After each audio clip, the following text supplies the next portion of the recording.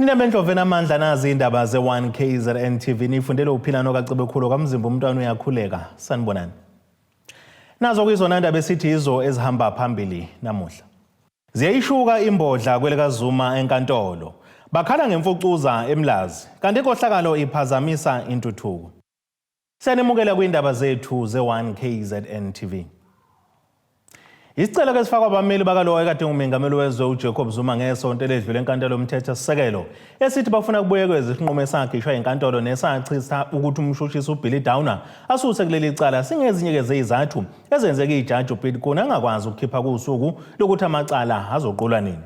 Lokhu kuvele ngesikhathi kukune edalula izathu ezimenzo kwangabalula kokuthatha lesi sinqumo okubala phakathi nokuvulela kwecala kaDowner nentathelo uCarey Morgan abazobuyela enkantolo ngozibandlela ngeinsolo zokudalula imininingwane yemfihlo ngempilo kaZuma. Osukwini lwanamhlanje bekulindeleke ukuthi ujaji akhiphe isinqumo mayelana nokuthi ingabe ukuqulwa kwaleli cala kuzoqala nini noma kuzolinda ukuthi ingabe sothini isinqumo senkantolo yomthetho sisekelo kulandela ukuthi ababeli baZuma befaka isicelo ngolesihlanu sokuthi kubuyekezwe isinqumo sakhe ujaji sokuthi ongumshushisi uBilly Downer angasuki kuleli cala. Osukwini namhlanje kube sekuba khona ushintsho njengoba ujaji ebese eveza ukuthi akulula ukuthi akhiphe isinqumo sokuthi icala liqale ukuqulwa njengoba kusalindeleke ukuthi ingabe isinqumo sayinkantolo yomthetho sisekelo sizothini ngabe sosichitha yini isinqumo ayisenzile sokuthi uBilly Downer angasuki kuleli cala. Okunye futhi yilokho kulindeleke ukuthi kwenzeke ngoDisemba njengoba icala lentatheli kanye nayo uDowner lizobuyela ngawo uDisemba ongakaze ukuthi isicela babisifakile ukuthi lichithwe leli cala okuyizinsolo ababhekene nazo ukuthi bakhipha imbiko mayelana nokugula kukaloyo owayumengameli umnumzane uJacob Zuma. And Mr. Zuma's objection to Mr. Downer remaining involved in the trial given the private prosecution. These developments have brought into sharp focus whether it is proper that I decide one or more of these issues, including eventually also issues such as whether Mr. Zuma will receive a constitutionally fair trial at the end of the day, having regard to findings I have made and views I have previously expressed, including those relating to the 14 grounds of complaint which Mr. Zuma had advanced during the special plea.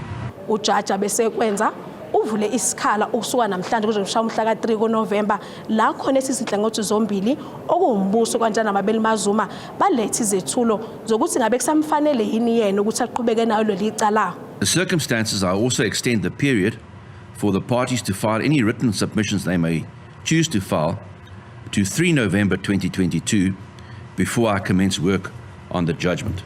Oyisazi sezomthetho uthokwenziwe ujaji namhlanje wokuvulela inhlangothi zombili zokuthi lethi izothulo umayelana nokuthi aqhubene leli cala noma cha kuyinto enhle ngoba usuke gwema ukuthi kungathe kuqala ukuqulwa kwecala bese kuvela ukuthi khona izinto engahambanga kahle.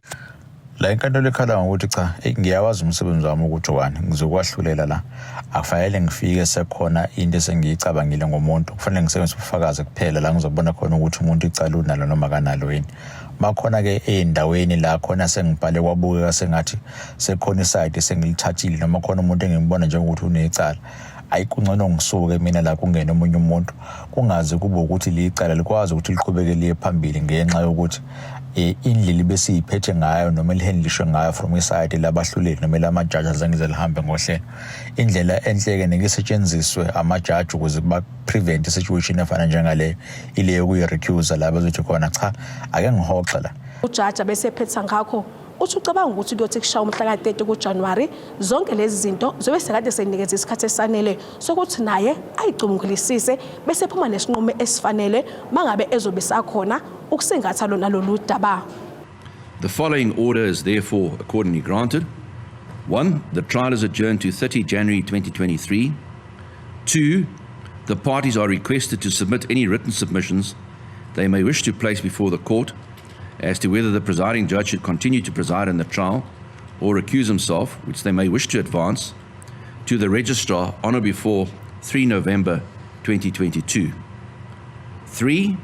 On the basis that the accused undertake to appear on any subsequent date to which the trial is thereafter adjourned, Mr. Zuma and the representative of Thales are excused from attendance on the 30th of January 2023. Kuzokhumuleka ukuthi kwenzeka lokhu nje insolo okuthiwa zenzeka ukusuka ngonyaka wa-1995 kuze ku-2004 kade kunohlelo okuthiwa kwezikhali kuleli kodwa ongumnumzana uZuma usulwa ngokuthi kwaba khona ukukhwabanisa noma inkohlakalo eyenzeka ethinta yena kanjalo naloyo owengomeluleki wezezimali uShabri Sheikh. Okuze kube manje akaze ukuthi ngabe uzokwenzakalani mayelana nalo leli cala kodwa kwamanje akacaci ukuthi yini esazokwenzeka mayelana naleli cala njengoba abameli baZuma bathi bamthatha uDan njengomuntu osongumsolwa njengoba naye esevelile enkantolo ngezinsolo zokushicilela noma zokubhutshukisa imibiko eyimfihlo mayelana noZuma. uDebokho Sibisi ngisenkantolo enkulu ePietermaritzburg. Amalungu omphakathi asendaweni yaseMega Village eMlazi eThekwini KwaZulu-Natal akhala ngemfucuzo sekuphela isikhathi eside ingalandwa njengokohlelo lomasipala lokuthatha imfucuzo emalokishini ngaphansi kwawo. Khuluma-ke neziko lezindaba uKhosi Luthulu wakheleke le ndawo lapho kuduve khona-ke le mfucuza uthi lokhu kubeka engcupheni impilo yabo kwazise eziningi izifo abangazithola ngenxa yolokhu kanti-ke nephunga eliqhamuka khona kalisabekezeleleki. Lo mphakathi obudinwe uganunwabo ngokubekwa engcupheni kweimpilo zawo kwazise ungayithola usungenwa izifo ezibangelwa amagciwane ukhala-ke ngokuduva kwemfucuza isikhathi eside ingalandwa. uKhosi Luthuli onendlu eduze nalapho kulahlwa khona imfucuza uthi-ke vele bakhona asebegula ngenxa yalokho. Usuhlala 2 months udoti ungathuthwa impethu njengoba isuka lapha zize la empompini kulompompo esidla kuona amanzi. Siya complaina ukoma complaints ethathwa abantu. Njengoba sihleli lana kunezingane. Sihleli nezingane ziyagula sidlani sidla lamanzi wona lamanzi la wangenwa yilezi impethu njengoba udoti usuze wamngaka kade wahlala msasazi. So besicela ukuthi uhulumeni asisize asitholele umnikazi wethenda beze bazobona inkinga esibhekene nayo ngalodoti ngoba isikhathi sesiside ukuze kusolveke inkinga yala eMega Village. Ngokuthola kweziko leindaba umasipala iTheku uqashe inkampani ukuba-ke ithuthe udoti nayo le nkampani yabe-ke isiqasha umuntu othutha udoti. Kubikwa ukuthi kuney'nkinga ezibe khona phakathi kwale nkampani kanye nabe bemqashile nokholeleke ekutheni adube ukusebenza. Kuzokhumuleka ukuthi lo masipala uqhuba umkhankaso wokugqugquzela inhlanzeko ey'ndaweni eziwakhele. Clean my city vele siyazi ukuthi zikhona into enjalo ngoba siyake sizwe zikhulunyelwa kude kodwa la kuthina azikho. Akukho asazi nangalokho ayikho icampaign eyenzakalayo ayikho into esaziswa ngayo la kule ndawo makukhona into eyenzakalayo. So ile nto esilimazayo angazi kwenza ukuthi mhlambe sibukeleka phansi kodwa mase kufuneka ivote bangena door to door imshudo zesiphukelwe imshudo bezofuna ivote kodwa mengabe sineyinkinga asinakwa. Lithintwa ikhansela la kule ndawo livumile-ke ukuthi udaba lokuduva kwalodoti bayalwazi kepha bazamile ukungenelela ngeshwa-ke imoto eyabe ijutshelwe ukuyobutha le mfucuza yavinjwa yasatshiswa yiqeqebane lamalungu omphakathi. Lithi-ke bazophinde benze imizamo yokuyixazulula le nkinga. Sizothumela again umasipala kusasa ukuthi athumele itruck balekelelane nekomiti naye lo mnumzane ekutheni basondeze udoti uqophe wonke udoti bese yaqhubeka yasebenza ngoba noma ngabe bemile ngasebenzi kodwa umasipala bekuqhubeka umkhokhela kungakho ithema stop ithi ngoba umasipala uyaqhubeka kule nyanga ezimbili kade uhleli kodwa ubuqhubeka ukukhokhela ngoba umasipala bungawazisanga wena ukuthi ugwayimbile awusasebenzi. Ey'ndabeni ze-1KZNTV kube kuntombi khona Mvubu eThekwini. Imeya kamasipala wesifunda iKing Cetshwayo inyakatho nesifundazwe KwaZulu-Natal uThamsanqa Ntuli uthi nakuba befike kunomonakalo omkhulu kulabo omasipala ababengamele kodwa benza konke okusemandleni ukuletha intuthuko emphakathini. Khuluma neziko labezindaba ngenkathi ehambele edlangezo kuyokwethula kwentuthuko kedidiyelwe uveze ukuthi inkohlakalo inomthelelo omkhulu ekutheni abantu bangabe nawo amanzi. Sekuphele izinyanga eziyishumi kungene upholo obusha komasipala abaningi abahlukene njengoba bekunokhetho lohulumeni basekhaya ngonyaka odlule ngenyanga kaLwezi. Imeya yomasipala iKing Cetshwayo uThami Ntuli uthi basazokwenza uphenyo olunzulu njoba befike umningi umonakalo komasipala nokuyiwona umonakalo odala ukuthi abantu abaningi basale bedunguze bomnyameni bengenayo intuthuko. Sengikusho kaningi ukuthi mase kufika isikhathi sizokwenza i-forensic investigation ekhencetshwayo ukuze sikwazi ukuthi sisuse wonke lokho esikubonayo ukuthi kungamanyundululu ukuze kungagcini kuba yiphunga abantu nathi siphila phakathi kwalo abantu bezibecabanga ukuthi nathi siyingxenye yokuba kube nalelo phunga lelo. Sisofika isikhathi soba sikwenze lokho kodwa uzinzo uqala ilona silibeke phambili. uNtuli uphinde wazwakalisa ukukuthakasela kakhulu ukusebenza ngobuqotho nangokuzikhandla komasipala uMhlathuze ukuzama ukuhlinzeka abantu ngamanzi ngaphandle kwenkohlakalo. Cha bengikhuluma ukuthi umkhandlo waseMhlathuze usuqalile ukulwa nenkinga zeminyaka zamanzi ebhele nomphakathi. Manje ke ngisho nala khona abantu abagangayo kufanele benze umsebenzi lo ukulungisa inkinga zomphakathi bagcine bedla imali noma begcina bebabudedengu. Ngiyakuthokozela kakhulu kabi ukubona umkhandlo ubaqotho.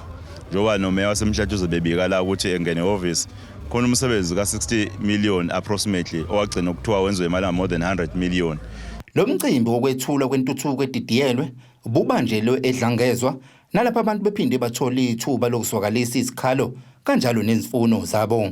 Ezindabeni ze1KZNTV kubikuthi abantu maphumulo edlangezwa. Ake siye etolo siyabuya futhi umbukele nezinye zeindaba zethu.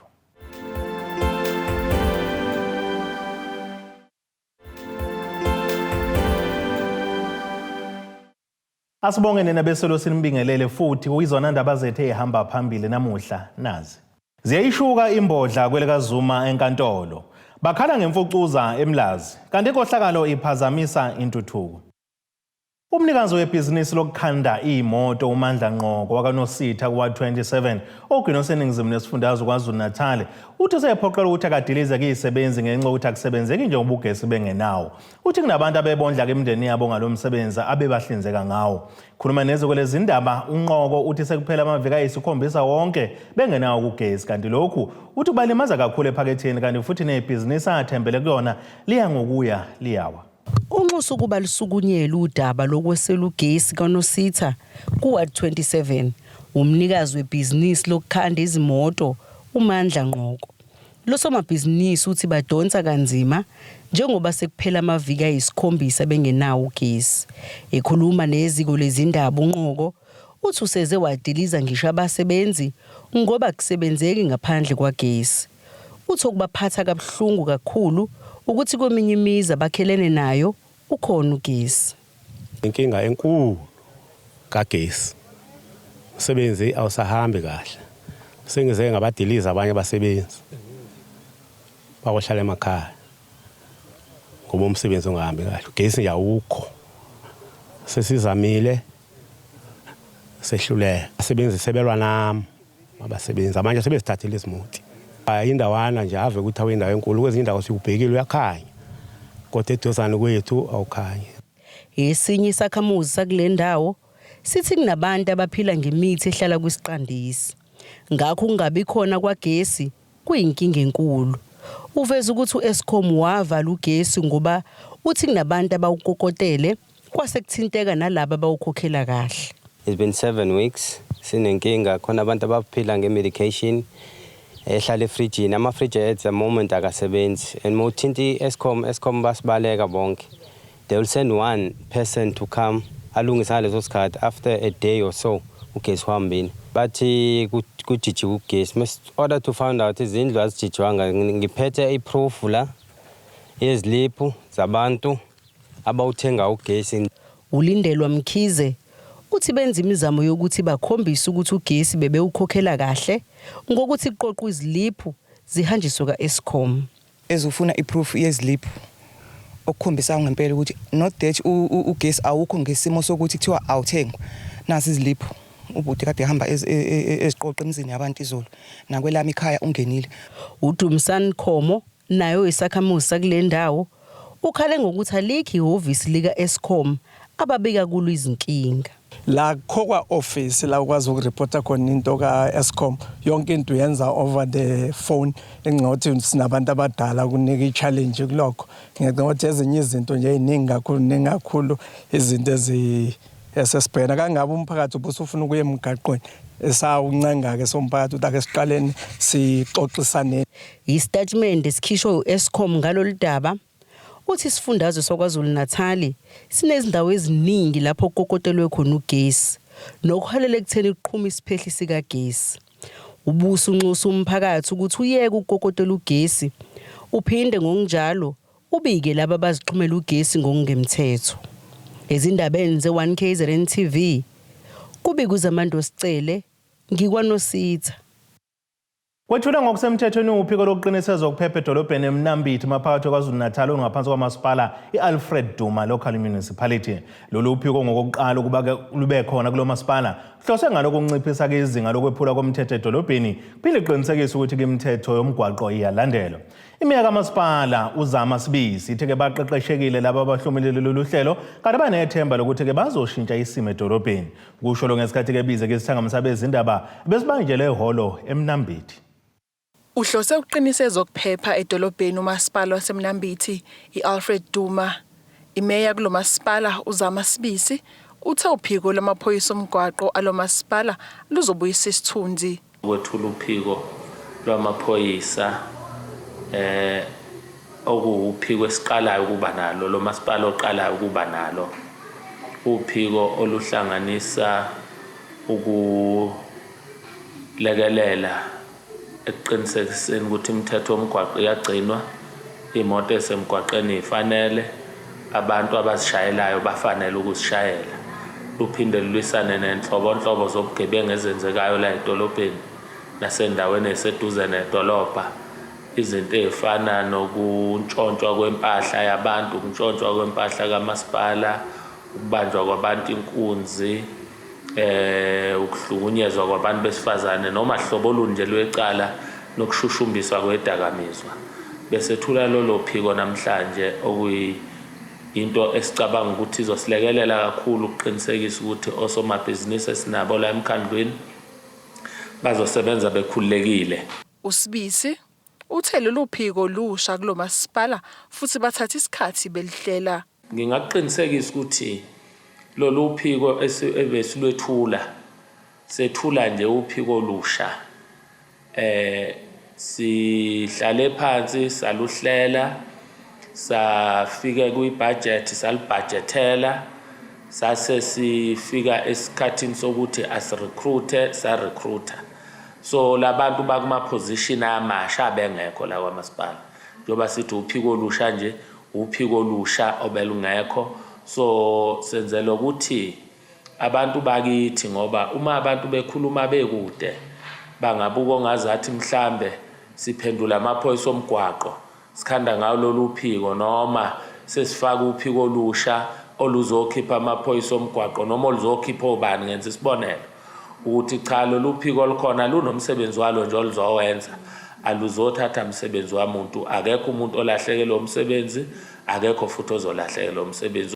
Uphinde wakuveza usibisi ukuthi labantu abaqashiwe baqeqeshiwe ngokwanele futhi bazobulekelela kakhulu umkhandlu ngesikhathi samaholiday kaKhisimusi. Mhlambe ngokolimi lokubolekwa siyayiphilotha siqale ngabantu abawu8 njengamanje sisaqashe nje abantu abawu8 kodwa ngingaqinisekisa ukuthi labantu esibaqashile bonke banokuqeqeshwa kwenele bathole yonke training edingwa umuntu oyiphoyisa.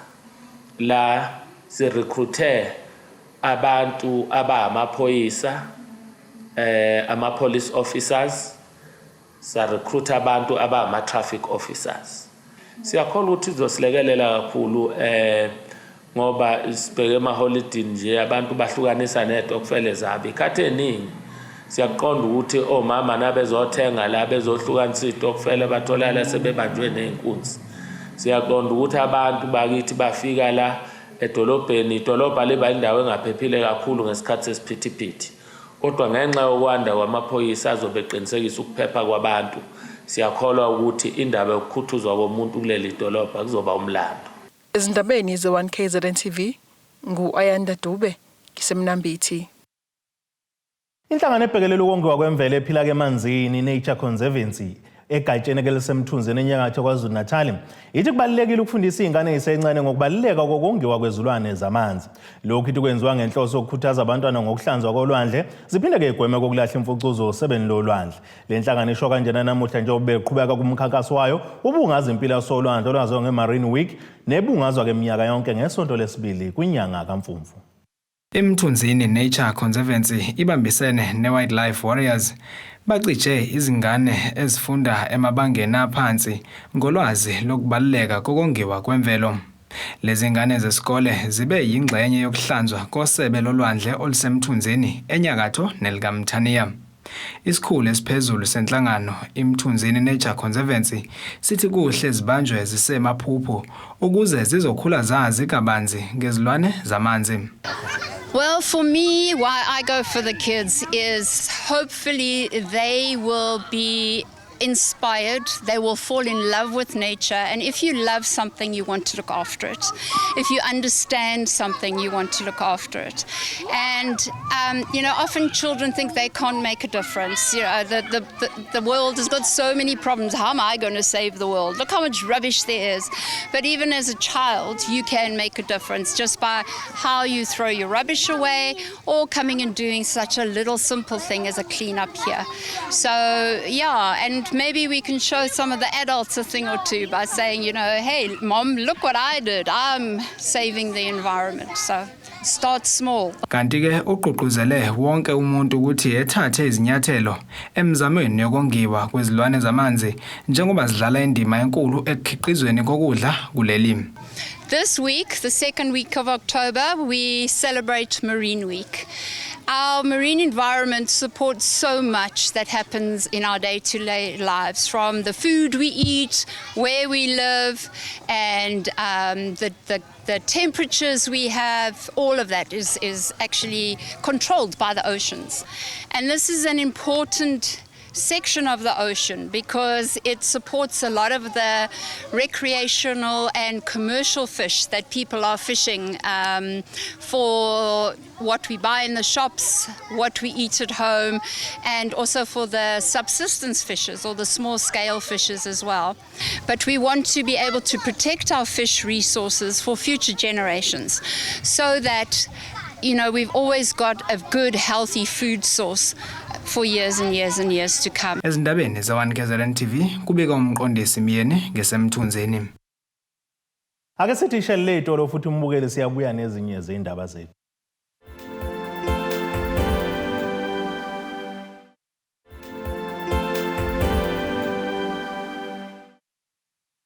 Nena bendlovena amandla sibonge siphinde sinamukele kwiindaba zethu ze1KZNTV. Nazo kuyizona esithizo ezihamba phambili namuhla. Ziyayishuka Imbodla Kwelikazuma enkantolo. Bakhala Ngemfucuza EMLAZI. Kanti inkohlakalo iphazamisa intuthuko. Ake sibheke engosini yezomnotho. Iranda kuleli bizo 18 rand 16 cents kuyidola laseMelika, libe ngu20 rand 46 cents kupondo yaseBrithani, libe ngu17 rand 83 cents kueuro yaseEurope. Intengo yegolide yona ime $1,640 51 cents i-ounce, kuthi intengo engahluziwe ibe ngu$90 3 cents umphongolo. Ake sibheke engosini yezemidlalo.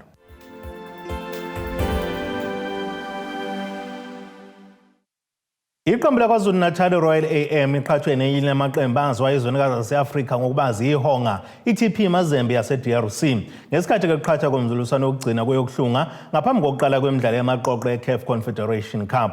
Kulokhu kuqhathwa bekwenziwe komkhili leCAF eGibhithe. Kuqhathwa kwamaqembu angama-32 okuzophuma ke kuwona ali-16 azodlulela kweyamaqoqo. Le midlalo izokuba ngeyasekhaya nasekuhambeni ngomhla zi-2 kuya kumhla zi-9 ngenyanga ezayo.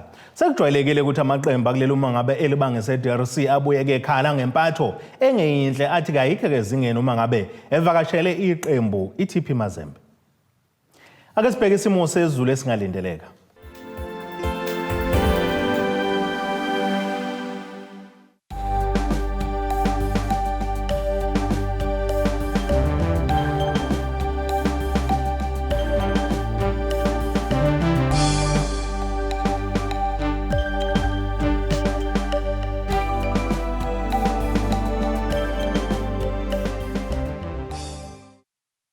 Nina bentule bande ngodonga kwelakithi kwaNongoma kwamzimba umntwana nethimba lonke le indaba seyiguqisa ezanamuhla sithi khumu kuze kube ngokuzayo.